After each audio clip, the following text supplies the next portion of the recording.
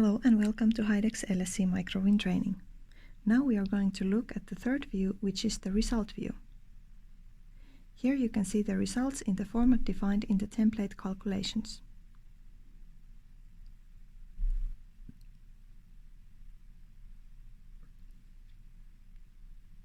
Here in the first matrix, all the results have been collected using template matrices combination.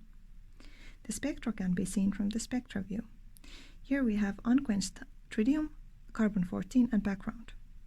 The red corner shows which spectra is selected. The selected spectra can be enlarged by clicking the zoom button. More than one spectra can be selected.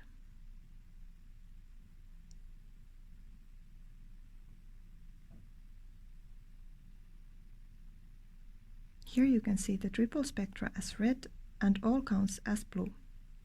Zone spectra can be selected from Spectra selection.